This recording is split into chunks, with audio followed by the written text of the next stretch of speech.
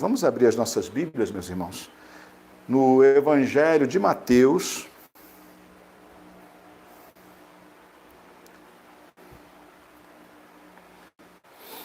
no capítulo 5, versículo 13. Evangelho de Mateus, capítulo 5, versículo 13. Vou esperar você abrir aí, hein? Mateus é o primeiro livro do Novo Testamento. Diz assim: vocês são o sal da terra. Ora, se o sal vier a ser insípido, como lhe restaurar o sabor?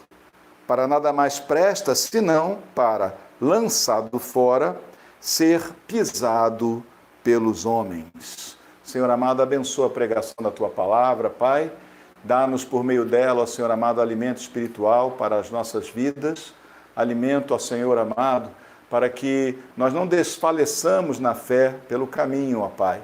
Mas possamos, ó Senhor amado, fortificados por Ti, alimentados por Ti, possamos, ó Senhor amado, completar a carreira, ó Senhor, como Paulo disse, ó Senhor amado, combatendo o bom combate da fé, sem nunca desfalecer. Graças Te damos então, te pedimos que o Teu Espírito Santo aplique no nosso coração essa palavra simples, que é pregada de modo geral, que Ele a aplique em nós, no nosso coração, de um modo pessoal e específico. Então, Deus Santo, fala assim, então, com cada um de nós, em o nome de Jesus. Amém e glória a Deus. Esse texto da palavra de Deus, Jesus estava falando a respeito de quem a igreja é, da importância que ela tem e do zelo que ela deve ter para não perder a sua característica. Aliás, não fala da igreja apenas, fala, na verdade, de cada um de nós. Não vamos pensar a igreja, vamos pensar eu, você, não é? Vamos pensar individualmente, porque Deus é um Senhor que se manifesta a nós de modo pessoal e espera de nós individualmente também que nós o sirvamos, não é? De todo o coração.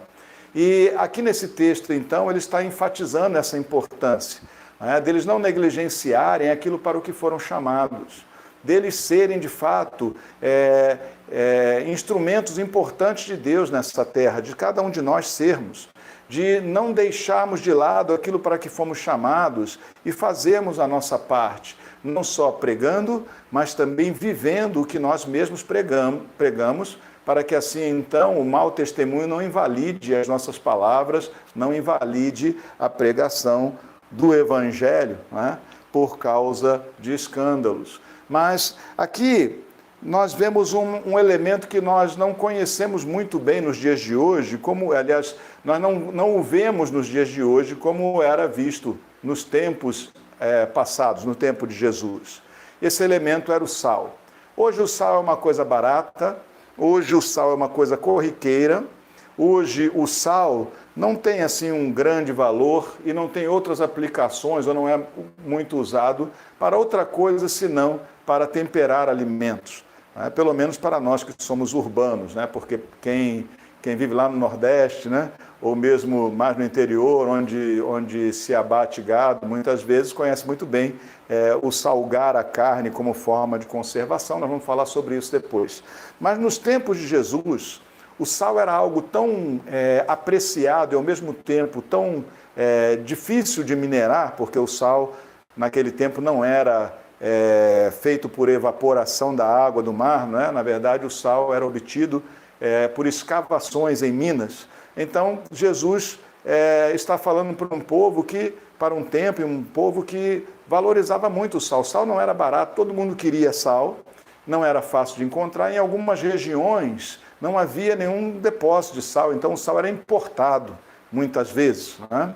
E, por exemplo, o exército romano, eu já falei isso em outras ocasiões, em muitos lugares o exército romano recebia o seu pagamento, os soldados recebiam o seu pagamento em sal, porque sal era uma coisa que eles podiam trocar em qualquer lugar, com qualquer povo, porque era desejável e tinha seu próprio valor e era facilmente transportável, né?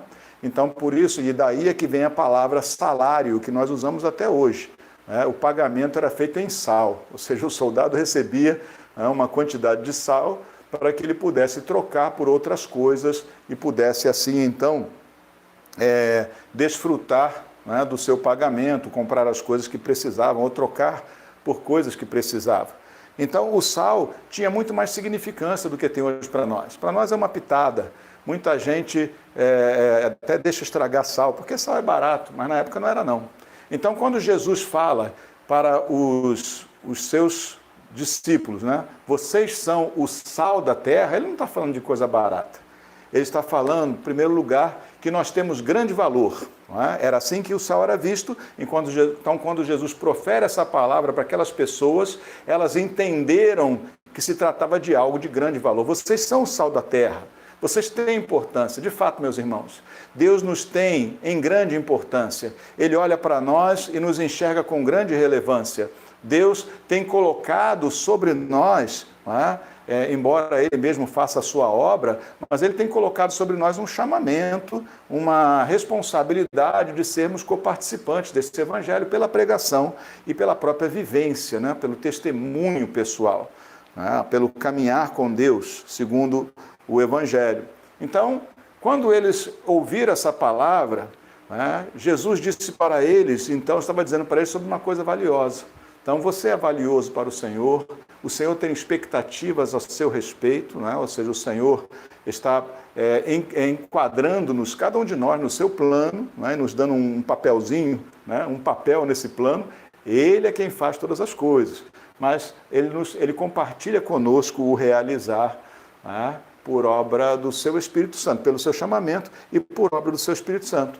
Então, o sal tinha valor, tinha importância, tinha relevância. Era algo que em qualquer lugar as pessoas queriam. Então, que nós sejamos assim, sal da terra por todo canto, com relevância, né? Falando das coisas do Senhor, vivendo as coisas do Senhor. Mas o sal também tinha outra função, que era a função de conservação. Ainda tem, né? Conservação de alimentos. Toda e qualquer pessoa que trabalha numa cozinha ou faz alguma coisa em casa sabe que quando você pega, por exemplo, uma carne seca, né, ela vem muito salgada, você tem que dar uma dessalgada nela, um bacalhau. O bacalhau vem salgado, né, você tem que dessalgar. Por que o bacalhau está cheio de sal? Por que a carne está cheia de sal? Porque o sal estando ali não permite, ele desidrata aquela carne e não permite também que bactérias se proliferem, ou outros bichos, né? Parasitas se proliferem naquilo. Então, olha, nós somos o sal da terra, o que significa que nós também, existindo como cristãos, nós também somos um instrumento de Deus para combater a degradação, para combater a contaminação desse mundo, para combater a corrupção desse mundo, a corrupção do pecado e tudo mais.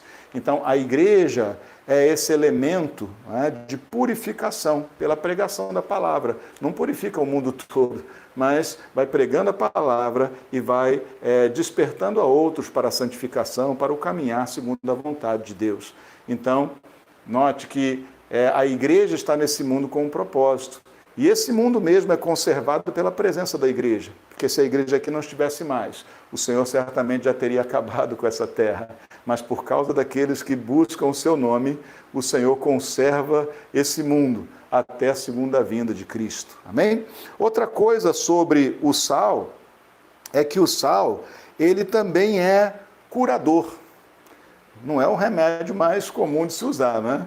Mas eu me lembro que quando eu era pequeno, a minha mãe foi criada em fazenda, né? Então, em lugar assim de roça, né? Então os recursos não eram muitos. E uma vez nós estávamos num pequeno sítio que nós tínhamos, na época não tinha luz elétrica, não tinha uma farmácia por perto, era um domingo, né? E não havia comércio aberto.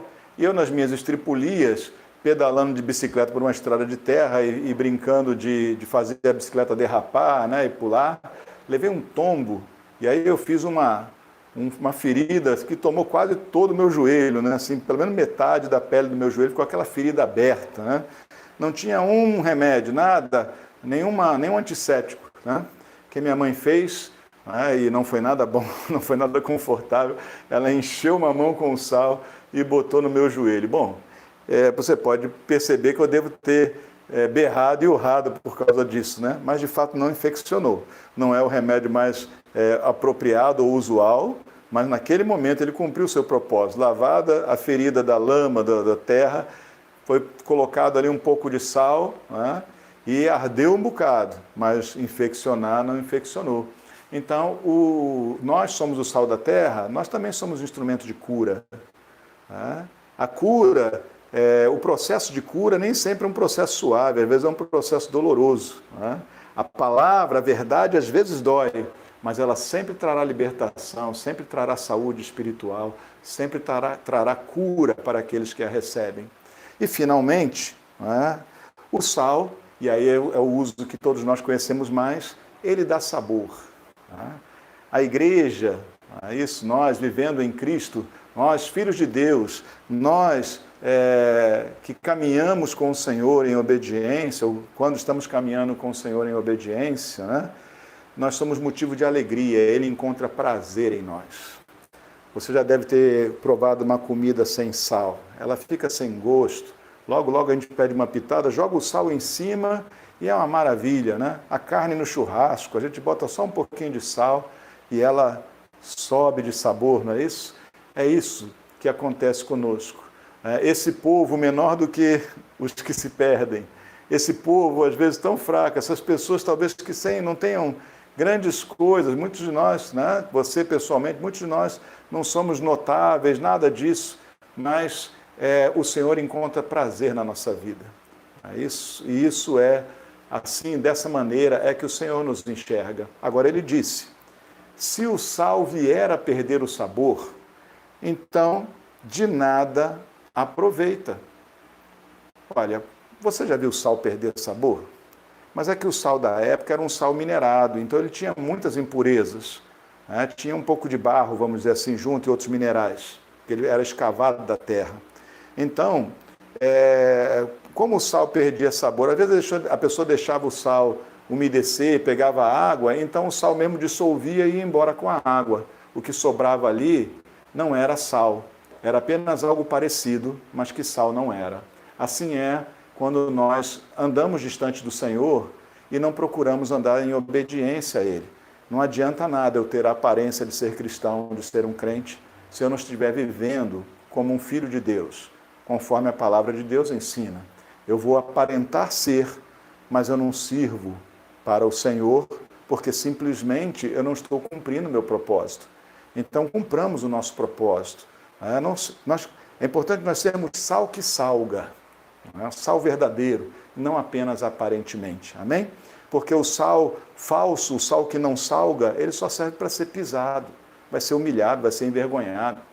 Mas aquele que mantém o seu sabor, ou seja, que mantém as suas propriedades, que Deus tem posto em nós, aquele que anda ou que existe, vive de acordo com a vontade de Deus, esse não será envergonhado, esse não será pisado, esse conservará, curará, terá valor, dará sabor e prazer, cumprirá o seu papel. Então, que nós sejamos o sal, né? O sal que salga, o sal que alegra o Senhor. Amém? Principalmente nesse tempo, né? De tanta crise, tanto problema, que você seja sal para alguém, aquele que faz a diferença, ainda que em pitadas pequenas. Amém? Deus Santo, graças te damos pela tua palavra, Pai. Graças te damos, ó Senhor, porque tu nos chamaste ao teu reino e colocaste sobre nós, ó Senhor amado, missão, autoridade. Colocaste sobre nós também, ó Pai amado, capacitação da tua parte. Colocaste sobre nós, ó Senhor amado, do teu Espírito, mais do teu Espírito, para que nós possamos servir a Ti e ser participantes das virtudes, das maravilhas do Teu reino. Então, Senhor amado, usa-nos com abundância. Dá-nos um coração criterioso e diligente, Pai, para que nós nunca sejamos sal falso, um sal que não salga, mas que nós sejamos sal de fato, ó Pai amado, cumprindo o Teu propósito nesse mundo, ó Senhor, em o nome de Jesus. Amém. E glória a Deus. Aleluia.